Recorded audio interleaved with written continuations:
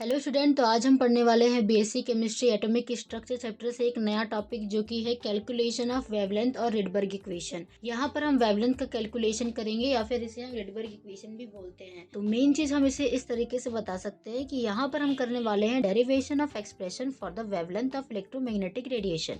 यानी कि हम यहाँ पर वेवलेंथ के लिए एक इलेक्ट्रोमैग्नेटिक रेडिएशन के वेवलेंथ का एक्सप्रेशन फाइंड आउट करेंगे जब यहाँ पर इलेक्ट्रॉन जंप करता है किसी आउटर ऑर्बिट से इनर ऑर्बिट की ओर या फिर इनर से आउटर की ओर, और वहां पर इसका एटॉमिक नंबर जेड होता है। हमने इससे पहले एनर्जी का भी कैलकुलेशन किया था, तो आप उस वीडियो को देख लेना क्योंकि उसी से रिलेटेड यहाँ पर हम चीजें देखने वाले हैं। या फिर इस चीज को हम बोलते हैं कैलकुलेशन ऑफ वेवलेंथ और रिडबर्ग इक्वेशन। अगर आप रिडबर्ग इक्वेशन भी करना चाह रहे तो भी आपको डेरिवेशन यही करना होगा।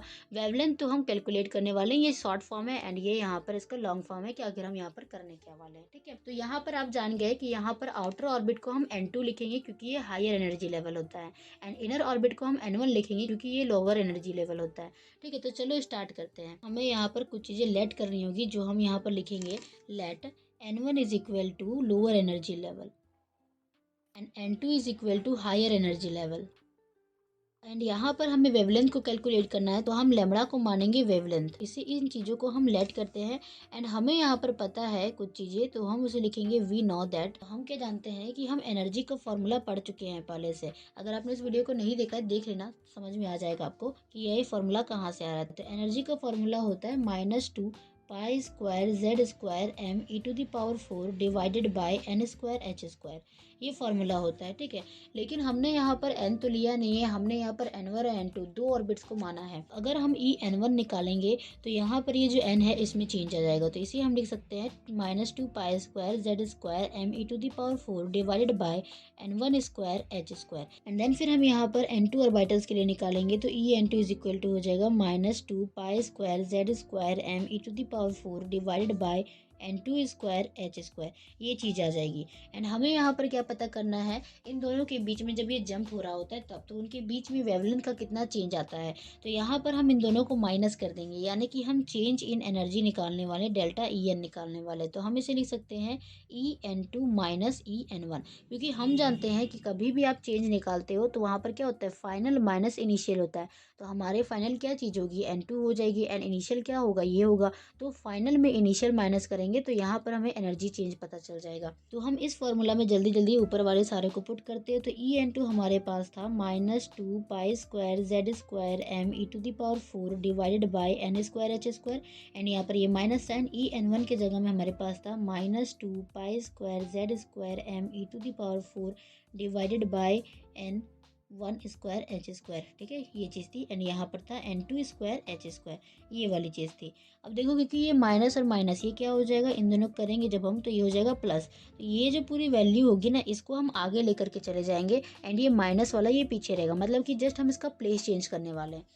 यहाँ पर हमें बहुत सारी चीज़ें कांस्टेंट दिख रही है एंड बहुत सारी चीज़ें सेम भी दिख रही है। वेरिएबल यहाँ पर सिर्फ ये n1 है एंड ये n2 है, तो इन चीज़ों को कॉमन हम नहीं लेंगे, बाकी जो भी कॉमन चीज़ें हैं उन्हें हम हटा देंगे आगे। ठीक है, तो ये हो जाएगा 2 pi square Z square M E to the power 4 divided by H square.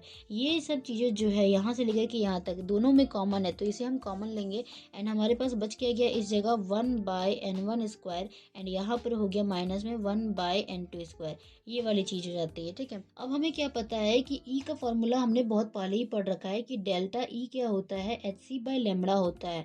हमने बहुत पहले ये चीज़ हमने डिराइव करके रखा है कि एच सी बाई लेमड़ा आता कहाँ है। तो एनर्जी का एक फार्मूला ये भी होता है, तो इस फार्मूला की जगह में हम इसका इस्तेमाल करने वाले हैं। तो हम डेल्टा ई के जगह में एच सी बाई लेमड़ा लिख सकते हैं। तो हम लिखेंगे H C by lambda is equal to 2 pi square Z square M E to the power 4 divided by H square 1 by n1 square minus 1 by n2 square. आप लोग भी copy लेकर के बैठो और लिखते जाओ साथ में, ताकि आप लोग को भी क्लियर होते जाए। ठीक है, ये वाली चीज़ हो गई।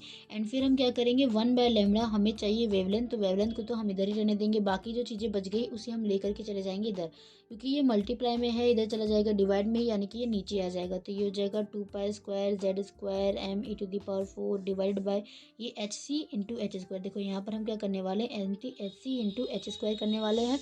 तो ये h का पावर 1 और ये h का पावर 2, ये क्या बन जाएगा, एच क्यूब बन जाएगा एंड ये सी, यानी कि इसके जगह में हम एच क्यूब सी लिख सकते हैं। ठीक है, तो यहाँ पर हम लिख देंगे एच क्यूब सी या फिर सी एच क्यूब।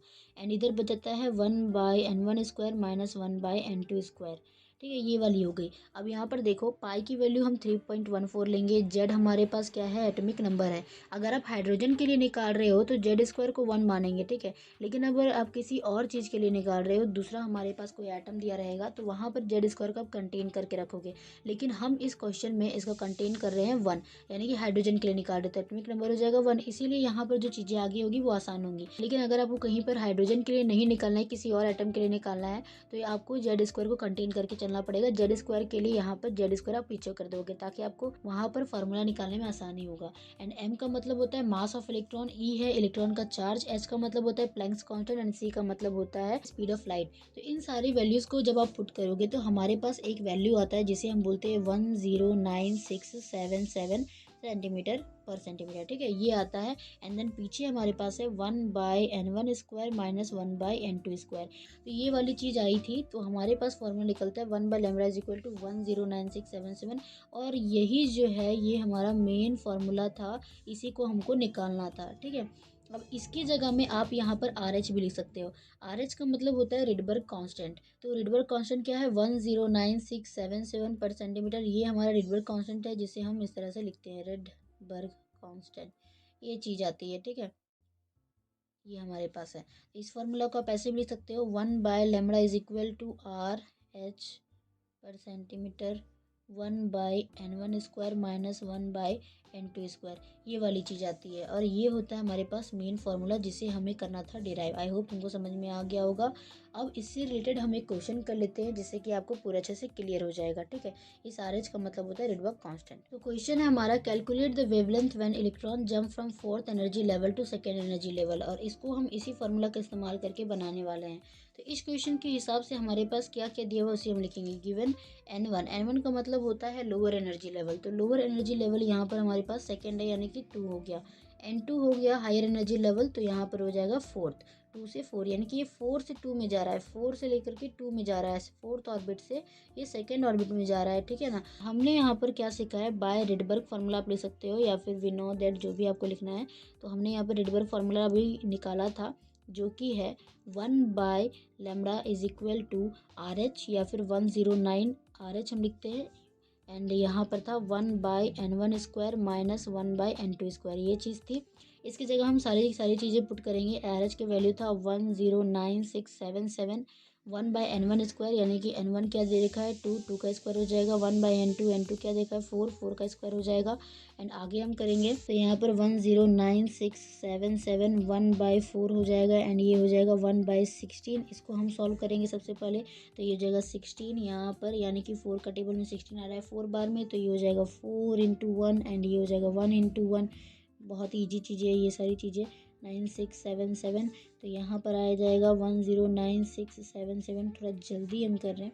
एंड यहाँ हो जाएगा 4 माइनस 1/16, तो इसकी वैल्यू जो होगी वो आ जाएगा 3/16। तो 109677 इंटू 3/16, ये वाली चीज़ हमारे पास अभी तक आ गई। जब हम इसको इससे मल्टीप्लाई करते हैं तो हमारे पास वैल्यू आता है 329031, ठीक है। एंड इसको करेंगे हम 16 से डिवाइड, तो ये वाली चीज़ यहाँ तक हमारे पास आती है 1/λ, ठीक है, यहाँ तक हमें लाना था। एंड अब क्या करना है, हमें वेवलेंथ चाहिए, 1/λ की वैल्यू नहीं चाहिए, हमें चाहिए इसकी वैल्यू, इस चीज़ की वैल्यू चाहिए। तो हमें क्या करना पड़ेगा, इसको उल्टा करना पड़ेगा। जब हमने इसको उल्टा किया तो ये भी उल्टा हो जाएगा, तो यहाँ पर हमारे पास आ जाएगा 329031 डिवाइडेड बाई 16। जब हम इसे डिवाइड करते हैं तो हमारे पास वैल्यू आती है 0.00004862764 पर सेंटीमीटर था, लेकिन यहाँ पर ये सेंटीमीटर हो जाएगा, क्योंकि वो उल्टा नहीं है, अब ये सेंटीमीटर हो जाएगा, ठीक है। हमें अगर यहाँ पर नैनोमीटर में निकालना होगा तो हम इसको नैनोमीटर में चेंज कर सकते हैं। ये तो आपने सेंटीमीटर में निकाला, तो हमने नैनोमीटर में क्या पढ़ रखा है कि 1 सेंटीमीटर इज इक्वल टू 10⁻⁷। तो इस तरह से चीज़ें यहाँ पर होती है। हम यहाँ पर क्या करेंगे, सबसे पहले ये जो पॉइंट है इसे हम यहाँ पर कन्वर्ट करेंगे, तो इसको हम लिख सकते हैं 486.2764। और क्योंकि हमने पॉइंट को घिसकाया है, यानी कि छोटी वैल्यू को बड़ी बनाया, तो ये हो जाएगा 10⁻⁻7 सेंटीमीटर, ये हमने निकाला। इसको हम चेंज करेंगे नैनोमीटर में। तो नैनोमीटर के लिए हमने क्या पढ़ रखा है, देखो 4, सबसे पहले हम इस वैल्यू को लिख लेते हैं, 10⁻⁻7 सेंटीमीटर है। एंड हमें पता है कि 1 सेंटीमीटर में जो है 10⁻7 नैनोमीटर, हम इस तरह से इसको लिख सकते हैं। तो ये जो सेंटीमीटर है ये सेंटीमीटर से कट जाएगा। एंड यहाँ पर ये माइनस और ये प्लस वाली वैल्यू क्या हो जाएगी, -7 + 7 यानी कि 0 हो गया। तो 10⁻0 यानी कि इसका वैल्यू हम लिख सकते हैं 1। तो ये हो जाएगा पूरा का पूरा 1 और हमारे पास आंसर आ जाता है 486.2764 नैनोमीटर। आई होप तुमको समझ में आ गया होगा। तो इसको हम कर देते हैं राउंड ऑफ। अगर हम इसको राउंड ऑफ करेंगे तो ये जो पीछे की जो वैल्यू है इसे आप हटा भी दे सकते हो। तो ये हो जाएगा 486 नैनोमीटर, जो कि हमारी लेमड़ा की वैल्यू आ गई। ठीक है, तो इस तरह से हम किसी भी चीज़ की वेवलेंथ पता कर सकते हैं। आई होप तुमको समझ में आ गया होगा। अगर वीडियो अच्छी लगी तो वीडियो को लाइक करें, चैनल को सब्सक्राइब करें। मिलते हैं नेक्स्ट वीडियो में जहाँ पर हम नए टॉपिक को पढ़ रहे होंगे। Thank you.